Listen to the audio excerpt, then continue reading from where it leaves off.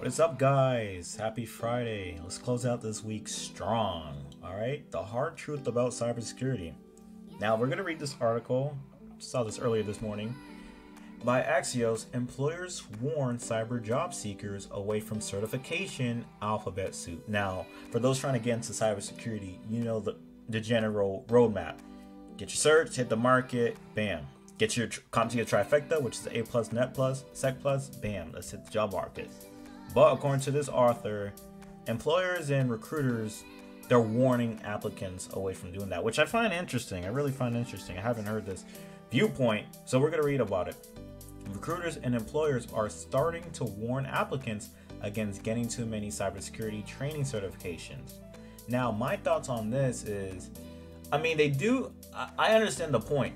You know, in cybersecurity, you want people with experience, and we're going to go over that. We're going to go over the hard truth about cyber. But you really want people with experience instead of like cert chasers, because there's really no way to verify, and I'm not putting down certs. I have 4 certs. There's no way to verify, okay, did he brain dump this? Did he pay somebody in another country to take this exam for him? This is a multiple choice cert. What does this have to do with hands-on cybersecurity? So I'm just throwing out conclusion or thoughts on why recruiters and employers are seeing that. And I spoke with many cybersecurity professionals, especially at my recent internship at Ring Central as a security analyst intern. Majority of them, they don't even have certs, just to keep it real. I mean, the one cert I do see them having is assist. You need 5 years experience to even get the assist? So we're gonna keep reading on, and let's see why these recruiters and employers think that way. Why it matters. Cybersecurity training certification aim to show specialized knowledge in everything from securing enterprise networks to the basic of responding to a cyber incident. And entry-level candidates can be swayed into getting as many possible to appear more employable. And that's the doctrine a lot of people push. You know, get 20 certs to get your first security job. There's more than that. You know, labs, write-ups, blogs, research community, networking with professionals. I think those are important. I think certs have their place to solidify skill sets you already have. It's kind of like this. Think about this situation. Let's say you get certified in, let's say AWS Solution Architect. Okay, you get certified in it, but you're not in the field and you have no cloud experience. I mean, congratulations, but okay, you could pass the test. I'm not crapping on the cert. Good certs, good practical certs. Again, shout out BTL1. Oh my God, Blue Team Level 1. That's a more practical cert. That cert verifies that you can perform SOC Analyst functions with the final exam, which is a 24-hour practical exam. So certs like those are more. I tip my hat off to certs like that, or CP, for example, or PMPT. More hands-on practical certs that verify, okay, he could actually perform the function. He's just not bubbling A, B, C, none of that stuff. He could actually do the function. All right. But those training are costly, and many managers don't see any value in having alphabet super credentials. And you might see this on Reddit. Go on Reddit and type in cybersecurity hiring managers and look at their thoughts on how they weed out candidates and stuff like that. You'd be surprised. I'm not gonna spoil it. You will be surprised. Do they value the candidate with 20 plus certs, or the candidate who does labs, project, he networks, he shows interest, so on and so on. Now, this is a good point right here.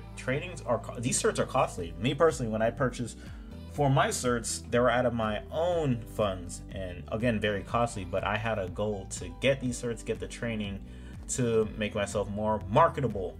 All right, now we're gonna this is a good point right here, but what's the big picture? And this is gonna lead to the next segment about the hard truth about cybersecurity. The big picture: the US currently has more than 769,000 open cybersecurity jobs, with only enough candidates to fill 68% of those roles. Now we're gonna do a deep dive on that. This labor shortage, is this true? Is there really a labor shortage, or is there a talent shortage? Now let's get to the hard truth. We're going to read this article by Code Hunter. All right. If we really cared about the cybersecurity talent shortage, we wouldn't make cybersecurity jobs so hard to fill. All right. So as we read, oh, look what hit. Over a third of the 1.8 million cybersecurity jobs in the US go unfilled due to lack of skills and expertise, generating a talent gap. All right. So a lot of people trying to break into cybersecurity, and I know myself, I was trying to break in. Well, I broke in already, but I thought just getting the Sec Plus, that's going to give me the job. It turns out it was wrong. No, it was way more than that. And I'm highly blessed for my cyber role right now. But let's read on this point. The cybersecurity industry is difficult to break into. I'm a witness of that. I tried multiple times to break in, failed interviews.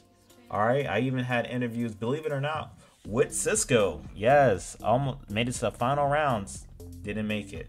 So I had many interviews, many applications, late night studying. It was very, very difficult. All right. But what about the people in the field? Workers reporting high levels of burnout, and too few employers offer room for career advancement. Without industry-wide solution to bridge the talent gap, cybersecurity teams won't keep up with rapidly evolving threats. Now that's a huge point right there. And actually, at my internship at Ring Central, I met many cybersecurity professionals, and the topic of attrition will come up, and it's a touchy topic. Yes. Although it's hard to break in, what about those who are in, the seniors, the experienced people? They're facing burnouts because there's only a few of them. So they're wearing multiple hats. So that the topic of attrition and burnout was very, very sensitive. And shout out to employers who are pushing for career advancement. All right, here, we'll pay for this cert. We'll enroll you in CBT nuggets. We'll get you more training. All right. Now, hard truth right here, barrier to entry. Most cybersecurity positions require at least a bachelor degree and 3 or more years of experience. That includes entry-level positions. This is the hard truth. And I just came back from a great meeting with, shout out to Kelly Malone and Shatal from Ring Central. This is a very, very true point. It's even the pros see it as like, this is crazy. Why do I need a bachelor's degree and 3+ years experience and probably the CISP to get into entry-level positions? That doesn't make any sense. All right. Meanwhile, computer science has one of the highest dropout rates in higher education. Now, if you guys came from my last video, which I advise you guys take a look at, about computer science students becoming jobless. All right. Not only do you have people dropping out that degree program, which is very difficult. Don't get me wrong, very difficult from what I hear. You have people who graduated still having trouble getting jobs. This is the harsh truth in IT in general. All right, let's read. Assuming a potential new hire has graduated with a bachelor's degree in computer science, even with a cybersecurity certificate or two, landing a cyber job worth the effort is a difficult task. So even with a comp sci degree and some cyber certs, students and applicants are still struggling to break in. All right, this is something to ponder on. What are you guys' thoughts on this? Let's read. Cybersecurity is constantly changing and evolving to face the latest threats and meet new and stricter standards. That means the learning curve gets steeper and more complex with time. It's harder for every fresh wave of college grad to gain a foothold. And when they do, the workload is heavy and demanding with too few rewards to keep skilled workers around for the long haul. Now, this is a really good point. A lot of college students, they bunker in, bunker down. They're in college for 4 years. They're not doing internship, which is something you're making a huge mistake on. Get internship, get that job experience. I just recently finished my internship with Ring Central as a security analyst intern, and I learned a lot about the field, managed to network with a lot of professionals and gain insight, which a lot of college students are lacking if they're just doing this degree and not working in the field or doing a part-time job in the field. And by the time they graduate 4 years later, when stuff is outdated, there's new attacks, new methods, new everything, they're confused. They're like, oh my gosh, I did not learn this in school. Yeah, because you weren't keeping up with the times.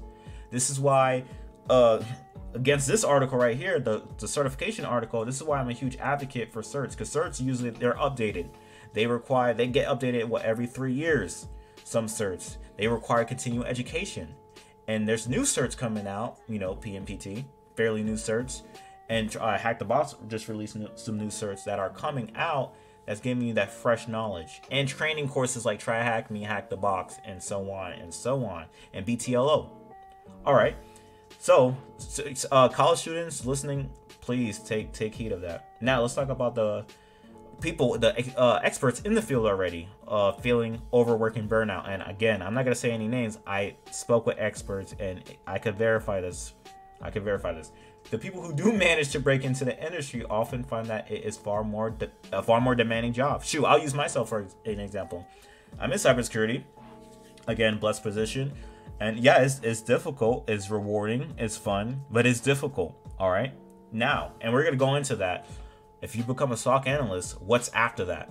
All right. Is a SOC analyst a dead end career? We're going to talk about that later on. All right.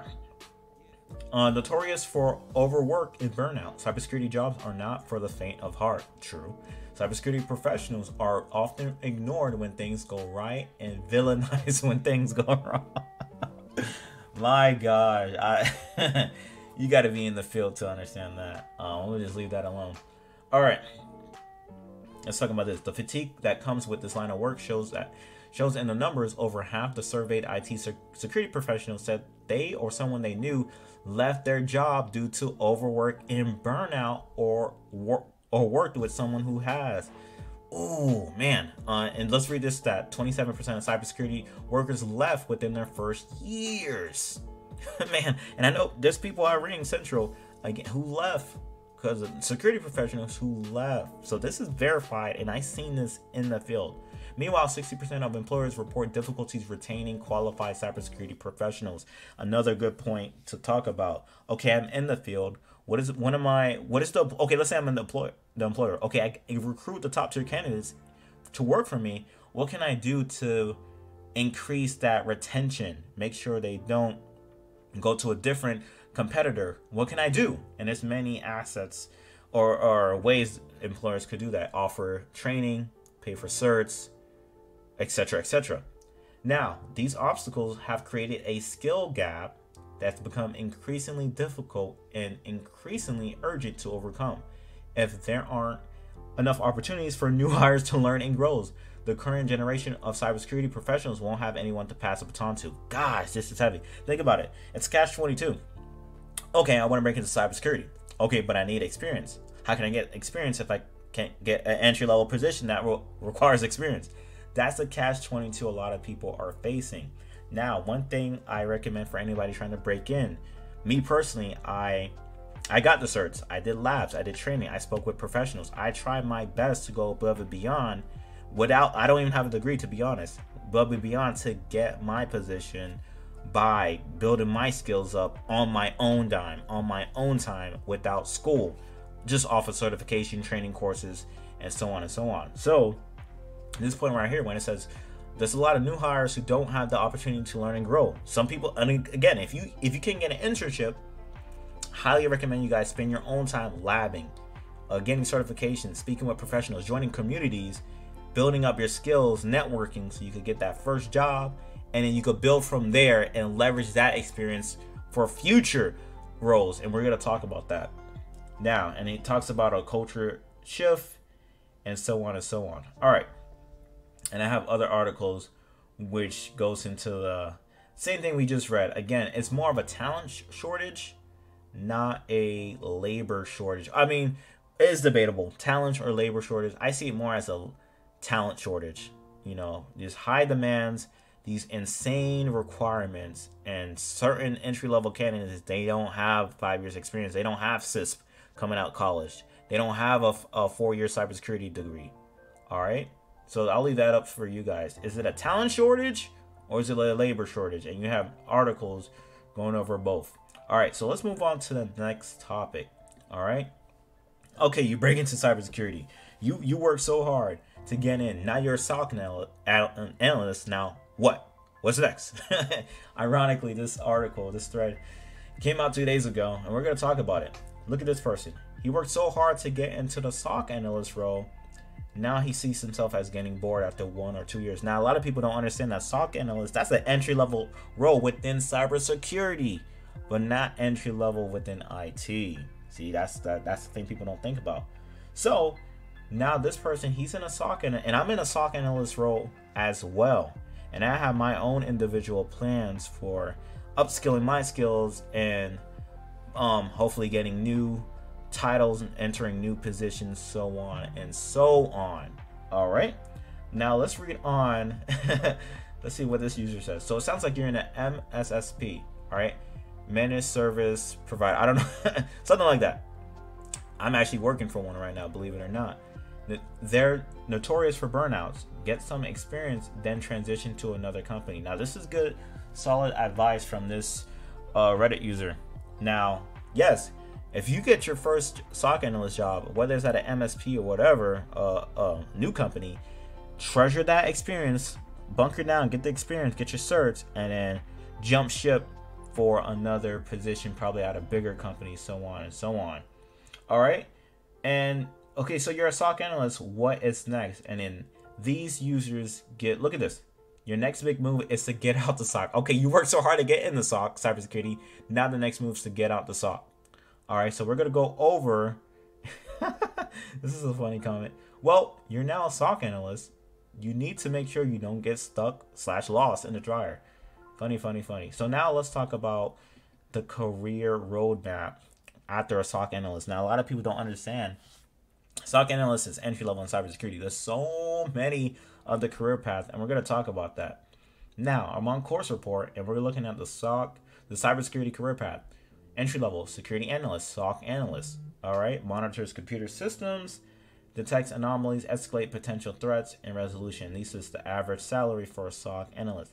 Now, after that, and I personally know former SOC analysts, former blue teamers who became red teamers because they found SOC analysts blue team boring, so they became red teamers. So now this is the next level, mid-level, cybersecurity architect, penetration tester. All right, design security systems, reviews audits, assesses system for gaps, recommends solution, ethically hack, and that's the salary range for that. And then you get to the senior level, which you become a cybersecurity engineer or director of IT security. Creates security roadmaps, reviews, and negotiates contract, handles vendors, manage security teams, so on and so on. And that's the salary. So cybersecurity, as a SOC analyst, you don't have to be stuck in a SOC analyst. There's more growth after that. All right.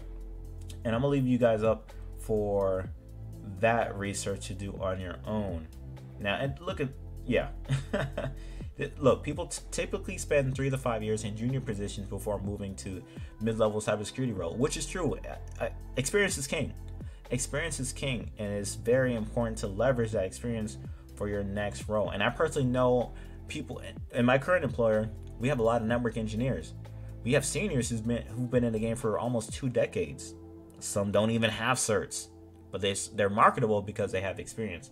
So that's that little thing you got to keep in mind. But that is the topic for today.